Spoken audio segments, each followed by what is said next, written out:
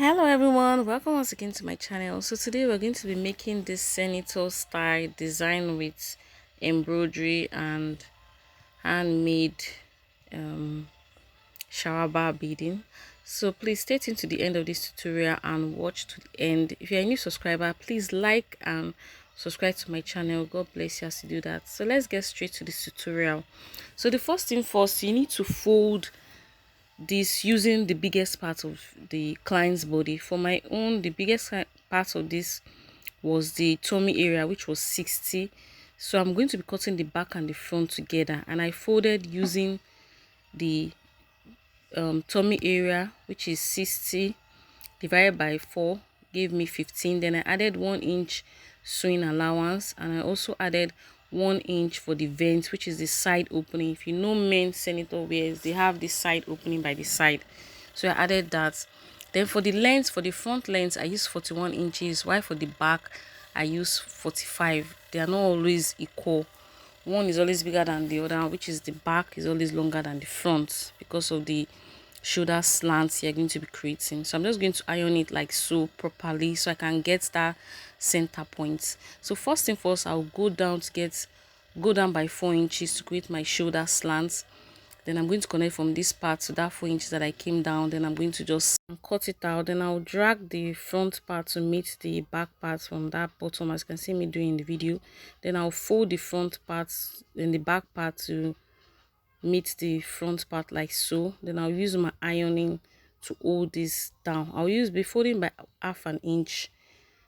Then I'm going to hold it down. So next is for the neck point. So for the width of the neck, I use 3.5, while the length I use 4 inches. Then I'll take it round to make sure I get 10 inches. If I don't get 10 inches, I'll add. Then for my shoulder, I'll divide my shoulder by 2, then add half an inch, then roll that point straight down like so. So this will be my armhole. So I'll be using the armhole of 11, the same one I use for my shoulder to shoulder. So for that point, I need to get my chest measurement. My chest is 58. 58 divided by 4 will give us 14.5. Then I'll add 1 inch sewing allowance and also 1 inches for the vents. That's the side opening, like so, as you can see me doing in the video. So I'm just going to mark it like so. So after doing that, I'm going to get from my shoulder point to the waist point, which is 17.5. It's a very tall person, so if it's a short person, use 16 for a shorter person. Then at that point, I'll take my round tummy measurement, which is 60 divided by 4, give me 15.5, plus my sewing allowance. Then I'm going to add plus my vent allowance. So I'm just going to mark like so and connect. So at this down part or the end line, I'll go up by 2 inches. That 2 inches point is the folding allowance I'll use to fold at this point. So I'm just going to mark it like so. Then from that point I went 2 inches, I'll go up by 8 inches. You can pause to read so you can understand better. So at this point I went up by 8 inches. That will be the side opening. So at that point I'm going to take my hip measurement there. So after taking my hip measurement there, then I'm going to connect the line to that point. So this will be my side opening. This place will be the side opening here. So I'm going to explain again so it will be clear. So first of all, the front and the back are not the same. The front part was 41 inches, while the back is 45 inches. That's for the shoulder slants, 4 inches shoulder slants. Then you fold by half an inch, which I've already done. Then I'm folding the front and the back together, joining the back and the front together. I folded using the biggest part, which is the tummy part. Then I added 1 inch sewing allowance and also 1 inch for the vent, which is this point, the side opening. This point, this will be the side opening. I left allowance for that. Then for my neck is 20 inches. Round neck is 20 inches. Divided by 2 will give us 10. So your shoulder to shoulder divided by 2 plus half an inch. I've marked that. Then from that point to get my armhole, you can either measure it on the client or you just use your shoulder to shoulder a figure you got and just place it like so, or you just take a round measurement of your client and place your measurement like so. So I marked it. Then at that point, for the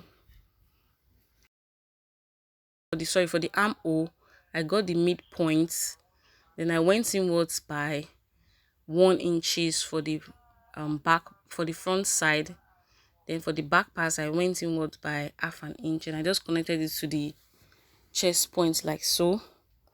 So that's the basic thing. Then from the shoulder to the bust point is 10. From the shoulder to the waist point is 17.5 because it's tall. For a shorter person, use 16 inches. So at this point, you're going to take your round chest measurement and also take your round tummy measurements. So I'm just going to mark them like so.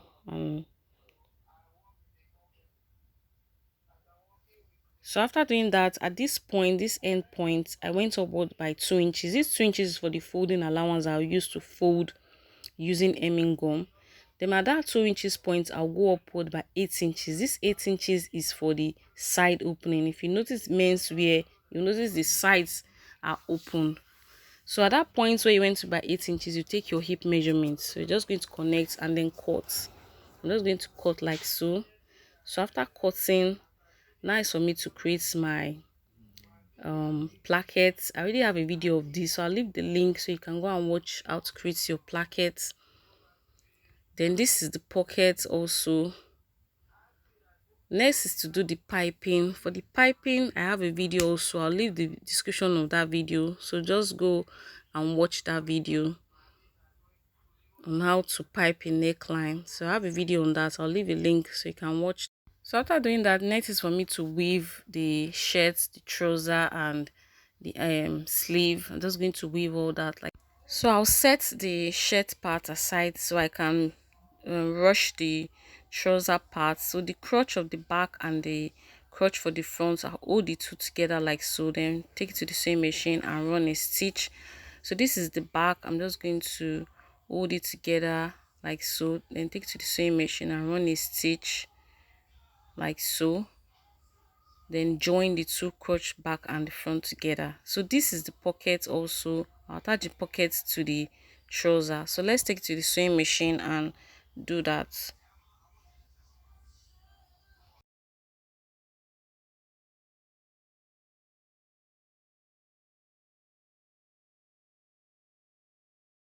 So after sewing the trouser, nice to focus on the shirt. So I'm going to be starting with the placket. So this is the pocket and this is the placket. I've taken it to the embroidery shop and they've designed on it. You can see how beautiful it came out.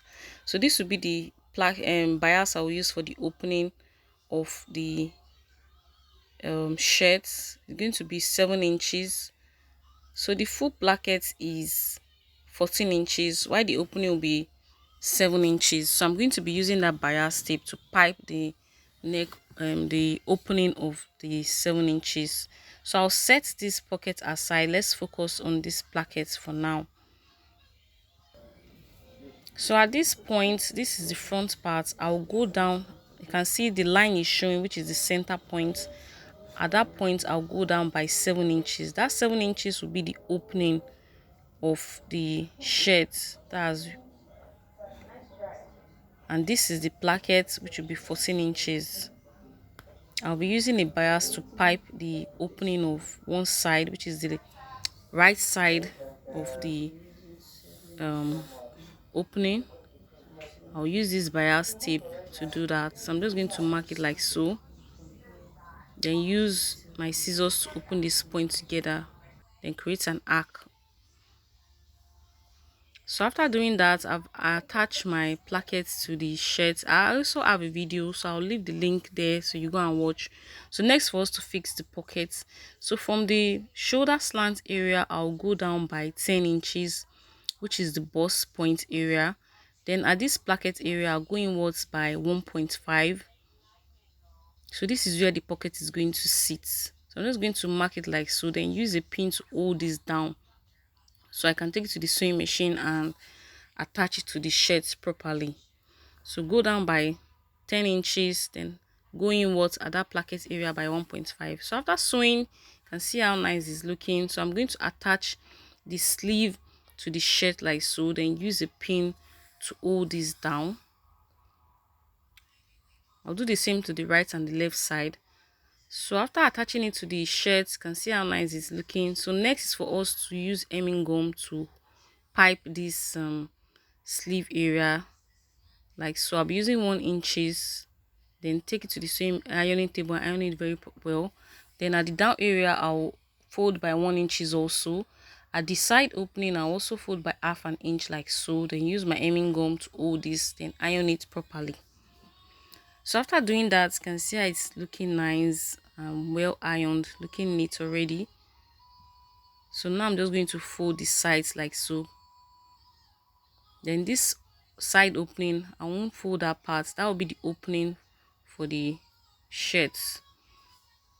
So next is for us to create the sharaba design. So I'll be using this embroidery thread to do this.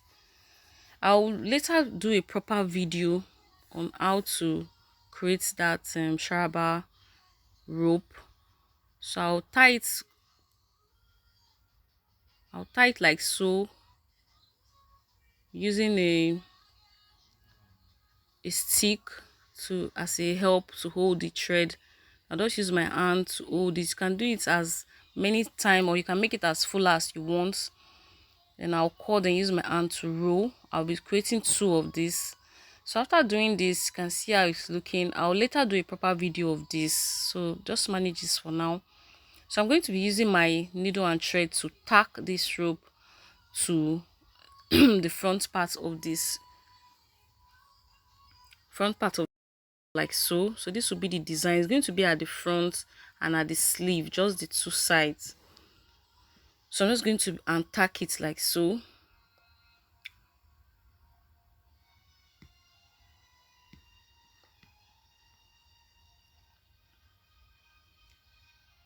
So I'll take my time doing this. There's no need to rush. We are going to untack using like a zigzag stitching way. So this will hold it firmly and it won't move even when the client is washing the fabric or whatever. So you have to sew it you have to tack it very tight, and make sure you don't rush in this part. Take your time when you are doing this.